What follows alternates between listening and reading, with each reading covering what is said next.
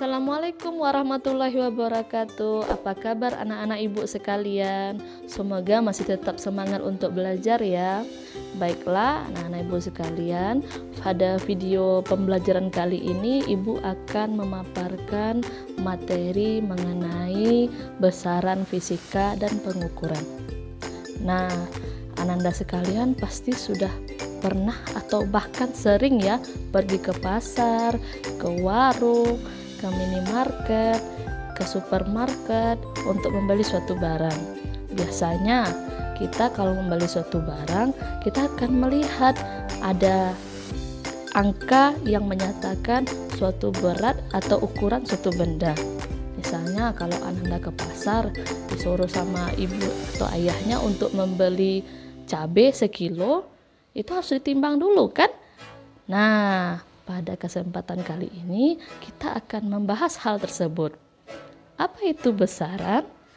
Nah, besaran merupakan segala sesuatu yang dapat diukur dan dinyatakan dengan angka. Sementara satuan didefinisikan sebagai pembanding suatu ukuran tersebut. Nah, sementara pengukuran apa? Pengukuran merupakan suatu kegiatan membandingkan antara besaran dengan satuan yang telah ditetapkan. Ada 4 hal yang akan kita bahas pada video kali ini. Yang pertama yaitu mengenai besaran pokok, yang kedua besaran turunan, yang ketiga adalah pengukuran, dan yang keempat adalah manfaat pengukuran itu sendiri. Apa itu besaran pokok? Besaran pokok merupakan besaran yang tidak diturunkan dari besaran lainnya. Sementara besaran turunan adalah besaran yang diturunkan dari besaran pokok. Nah, besaran pokok sendiri terdiri dari 7 jenis, yaitu seperti dam panjang, massa, waktu, kuat arus, kemudian intensitas cahaya, suhu, dan jumlah zat.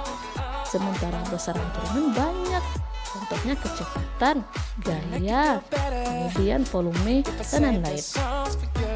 Nah, sementara pengukuran merupakan kegiatan membandingkan nilai suatu besaran dengan satuan yang tepat dan sesuai alat ukurnya. Kita ketahui alat ukur ada banyak ya jenisnya. Ada alat ukur massa, ada alat ukur waktu, ada alat ukur panjang, kemudian ada alat ukur juga untuk suhu. Nanti secara seksama akan kita pelajari. Sekarang Ibu harap Anda semuanya konsentrasi dan fokus menyaksikan video. Ananda sekalian, satuan besaran pokok disebut juga satuan dasar. Besaran pokok mempunyai lambang satuan yang berbeda-beda dengan satuan besaran lainnya. Besaran pokok tersebut adalah panjang, massa, waktu, suhu, kuat arus listrik, jumlah zat, dan intensitas cahaya. Berikut adalah tabel dari besaran pokok berdasarkan satuannya. Kemudian besaran turunan diperoleh melalui penurunan 2 atau lebih besaran pokok. Berikut adalah contoh besaran-besaran turunan.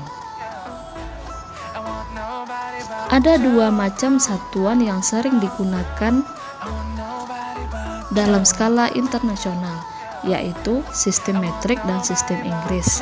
Sistem metrik terbagi 2, yaitu MKS, meter kilogram sekon, dan CGS, sentimeter gram sekon. Berikut adalah tabel konversi satuan berdasarkan awalan. Nah, semua besaran mempunyai dimensi. Dimensi adalah simbol dari suatu besaran. Jika dimensi suatu besaran telah diketahui, jenis besaran tersebut dapat pula diketahui dengan mudah. Berikut contoh-contoh dimensi dari besaran pokok. Selanjutnya kita membahas pengukuran. Di samping ini adalah gambar yang menunjukkan proses pengukuran. Ketika seseorang menimbang benda, artinya orang tersebut sedang membandingkan bobot benda menggunakan timbangan yang telah distandarkan skala massanya.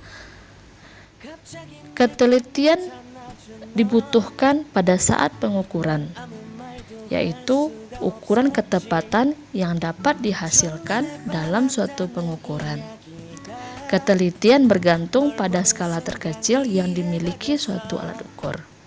Nah, kita akan melihat di berikut ini gambar-gambar alat ukur yang biasa kita gunakan dalam kehidupan sehari-hari.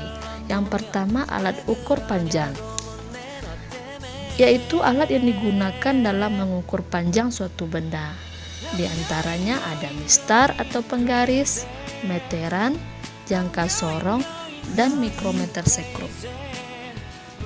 Mistar biasanya digunakan dalam kegiatan menggambar atau mengukur panjang suatu benda yang tidak terlalu panjang. Sementara jangka sorong biasanya digunakan untuk mengukur diameter suatu pipa atau paralon. Nah, mikrometer sekrup biasanya digunakan untuk mengukur ketebalan suatu bahan atau pelat yang sangat tipis.